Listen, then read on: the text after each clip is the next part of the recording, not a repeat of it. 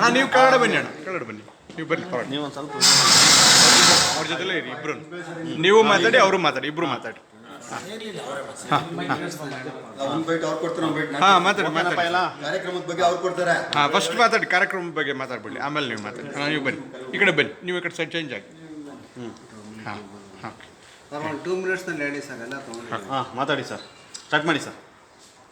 V S S doctor Vishnuvardhan ಅಭಿಮಾನಿಗಳ ಏನು ಸಂಘದ ವತಿಯಿಂದ 74ನೇ ವರ್ಷದ ಜನ್ಮದಿನೋತ್ಸವ ಕಾರ್ಯಕ್ರಮವನ್ನು ಸೆಪ್ಟೆಂಬರ್ 15ನೇ ತಾರೀಕು ಹಮ್ಮಿಕೊಂಡಿದ್ದೀವಿ. ಈ ಕಾರ್ಯಕ್ರಮದಲ್ಲಿ ರಕ್ತದಾನ, ಅನ್ನದಾನ ಮತ್ತು ಸ್ಮಾರಕಕ್ಕೆ ಹೂವಿನ ಅಲಂಕಾರ ಮಾಡುವುದು ಈ ಒಂದು ಸಂದರ್ಭದಲ್ಲಿ ನಮ್ಮ ಅಭಿಮಾನ ಡಾಕ್ಟರ್ ವಿಷ್ಣುವರ್ಧನ್ ಪುಣ್ಯಭೂಮಿ ಟ್ರಸ್ಟ್ ವತಿಯಿಂದ ಹಮ್ಮಿಕೊಂಡಿದ್ದೀವಿ.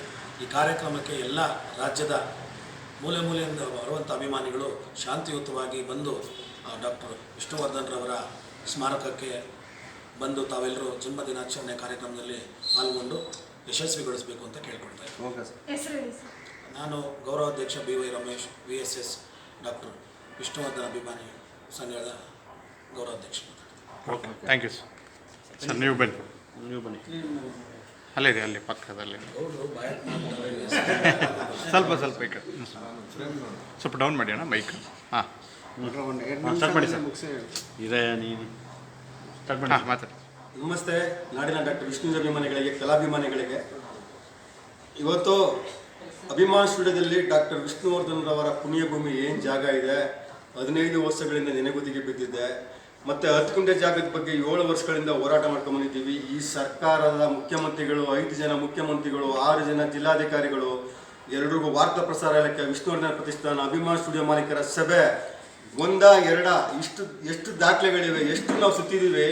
ಆದರೆ ಈ ಅಭಿಮಾನ ಸ್ಟುಡಿಯೋ ಮಾಲೀಕರು ಇವತ್ತು ಏನು ಮೈಸೂರಿನಲ್ಲಿ ಸ್ಮಾರಕ ನಿರ್ಮಾಣ ಅಲ್ಲಿ ಉದ್ಘಾಟನೆ ಆದಮೇಲೆ ಅವ್ರನ್ನ ಹಿಡಿಯೋಕ್ಕಾಗ್ತಾ ಇಲ್ಲ. ಅವರ ದೌರ್ಜನ್ಯ, ದರ್ಪ, ದುಂಡಾವರ್ತನೆ ಜಾಸ್ತಿ ಆಗ್ತಾ ಇದೆ. ನಡುವೆ ಇರಲಿ, ಆದರೂ ನಾವು ಶಾಂತಿಯುತವಾಗಿ ಡಾಕ್ಟರ್ ವಿಷ್ಣುವರ್ಧನ್ ಅಭಿಮಾನಿಗಳು ಕಾಯ್ತಾ ಇದ್ದೀವಿ. ನಾನು ಒಬ್ಬ ಸಂಘಟನೆ ಲೀಡರಾಗಿ ಗೌರವಯುತವಾಗಿ ಅವ್ರ ಹತ್ರ ಕಳೆದ 10 ವರ್ಷಗಳಿಂದ ನನ್ನ ಜೊತೆ ಎಷ್ಟು ಅನ್ಯೋನ್ಯವಾಗಿದ್ದರು.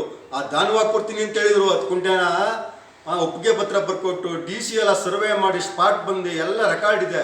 ಇವತ್ತು ಉಲ್ಟೇನ ಬರ್ಕೊಟ್ಟಿಲ್ಲ ಅಂತ ಹೇಳ್ತಾರೆ. ಆ 2 ಎಕರೆ ಜಾಗ ಸ್ಮಾರಕ ನಿರ್ಮಾಣ ಮಾಡುವಾಗಲೂ ಬರ್ಕೊಟ್ಟಿಲ್ಲ ಅಂದರು, ಸರ್ಕಾರಕ್ಕೇ ಬರ್ಕೊಟ್ಟಿಲ್ಲ ಅಂದರು. ಅಭಿಮಾನಿ ಸಂಘಟನೆಗಳ ಮೇಲೆ ಸಂಧಾನ ಮಾಡ್ಕೊಂಡು ಜಿಲ್ಲಾಧಿಕಾರಿಗೆ ಬಂದು ಬರ್ಕೊಟ್ರು ನಾವು ಬರ್ಕೊಟ್ಟಿಲ್ಲ ಅಂತೀರಿ. ಏನ್ರಿ, ಹಿರಿಯ ನಟ ಬಾಲಣ್ಣನವ್ರಿಗೆ ಅವರ ಮಕ್ಕಳು ಮೊಮ್ಮಕ್ಕಳು ಇವತ್ತು ಅವಮಾನ ಮಾಡ್ತಾ ಇದ್ದಾರೆ. ನಾಚಿಕೆ ಆಗ್ಬೇಕು, ನಾಚಿಕೆ ಆಗ್ಬೇಕ್ರಿ. ಏನ್ರಿ, ಒಬ್ಬ ಮೇಲು ನಟ ಡಾಕ್ಟರ್ ವಿಷ್ಣುವರ್ಧನ್ ಅವ್ರಿಗೆ ಈ ಥರ ನೋವು ಕೊಡ್ತಾ ಇದ್ದೀರಾ? ಅಲ್ಲಿ ಮನಗಿರೋ ಆತ್ಮ ಎಷ್ಟು ಕೊರಗ್ತಾ ಇದೆ. ಜೀವಂತವಾಗಿ 15 ವರ್ಷ ಚಿತ್ರರಂಗ, 35 ವರ್ಷ ಎಷ್ಟು ಕಷ್ಟಪಟ್ಟು ಇವತ್ತು ಎಂತೆಂತ ಎಲ್ಲರೂ ಎಷ್ಟು ನಿಷ್ಠುರಗಳು, ಎಷ್ಟು ಗಲಾಟೆಗಳು, ಎಷ್ಟು ಅವ್ರ ಮೇಲೆ ದೌರ್ಜನ್ಯ ಮಾಡಿದ್ರು, ಸಹಿಸ್ಕೊಂಡು ಅವರು ಚಿತ್ರರಂಗದಲ್ಲಿ ಬದುಕಿದ್ದಾಗ ಅದಿದ್ದು ಮಾಡಿದ್ರು. ಇವತ್ತು ಅವ್ರು ಸತ್ತಾಗಲೂ ಏನು ಹಿತಶತ್ರುಗಳು ಇವತ್ತು ಇವಾಗಲೂ ತೊಂದರೆ ಕೊಡ್ತಾ ಇದ್ದಾರೆ. ಎಂಥ ವಿಪರ್ಯಾಸ ಇವತ್ತು ಅಂತ ಅಂದರೆ ನಿಜವಾಗ್ಲೂ ನಮಗೆ ನಾಚಿಕೆ ಆಗುತ್ತೆ. ಇವತ್ತು ಹೇಳ್ಕೊಂಬಾರ್ದು. ನಾವು ಇವತ್ತು ಎಷ್ಟು ನೋವಲ್ಲಿದ್ದೀವಿ ಅಭಿಮಾನಿಗಳು ಅಂದರೆ ಅಷ್ಟು ನೋವಿದ್ದೀವಿ. ಈ ರಾಜಕಾರಣಿಗಳು, ಈ ರಾಜಕೀಯ ಪಕ್ಷಗಳು, ನಮ್ಗೆ ಯಾವ ಪಕ್ಷ ಈ ಪಕ್ಷ ಇಲ್ಲ, ನಾನು ಎಲ್ಲ ಪಕ್ಷಗಳಿಗೂ ಉಗ್ದಿದ್ದೀನಿ. ಎಷ್ಟು ಉಗಿದ್ರು ಅವ್ರಿಗೆ ಬೇಕಿಲ್ಲ. ಅವ್ರಿಗೇನು ಗೊತ್ತಾ, ಮೇವು, ದುಡ್ಡು ಅವ್ರು ಹಿಂಬಾಗಿಲಾಗಿದ್ರೆ ಮಾತ್ರ ಸಹಾಯ ಮಾಡ್ತಾರೆ. ನಾವು ನ್ಯಾಯಯುತವಾಗಿ ಕೇಳಿದ್ರೆ ಈ ರಾಜಕಾರಣಿಗಳು, ಈ ಸರ್ಕಾರಗಳು ಕೇಳಲ್ಲ. ಮತ್ತು ಈ ಸರ್ಕಾರಿ ಅಧಿಕಾರಿಗಳು ಇವತ್ತು ಅಲ್ಲಿ ಎಲ್ಲಿ ಮೇವು ಸಿಗ್ತದೆ ಅಲ್ಲಿ ಕೆಲಸಗಳು ಮಾಡ್ತಾರೆ. ನ್ಯಾಯಯುತವಾಗಿ ಡಾಕ್ಟರ್ ವಿಷ್ಣುವರ್ಧನ್ ಅವ್ರಿಗೆ ನಾವು ಕೇಳ್ಕೊತಾ ಇದ್ದೀವಿ. ಇವತ್ತು ಜಿಲ್ಲಾಡಳಿತ ಇರ್ಬೋದು, ವಾರ್ತಾ ಪ್ರಸಾರ ಇಲಾಖೆ ಇರ್ಬೋದು, ವಿಷ್ಣುವರ್ಧನ ಪ್ರತಿಷ್ಠಾನ ಇರ್ಬೋದು, ನಮ್ಮ ಮನವಿಗೆ ಸ್ಪಂದಿಸ್ತಾನೆ. ಹೈಕೋರ್ಟ್ಗೆ ಕರೆಕ್ಟಾಗಿ ನಮ್ಗೆ ಮಾಹಿತಿ ಕೊಟ್ಟಿದ್ರೆ ಇವತ್ತು ನಾವು ಇಷ್ಟು ಕಷ್ಟಪಡ್ತಾ ಇರಲಿಲ್ಲ. ಇವತ್ತು ಇಷ್ಟು ನೋವು ತಿಂತಾ ಇದ್ದೀವಿ. ನಾವು ಮುಂದಿನ ದಿನಗಳಲ್ಲಿ ಆದರೂ ನಾವು ಇನ್ನೂ 2 ತಿಂಗಳು ನಾವು ತಾಳ್ಮೆಯಿಂದ ಕಾಯ್ತೀವಿ. ಅಭಿಮಾನ ಸ್ಟುಡಿಯೋ ಮಾಲೀಕರನ್ನು ಬೇಡ್ಕೋತೀವಿ, ಸರ್ಕಾರನು ಬೇಡ್ಕೋತೀವಿ.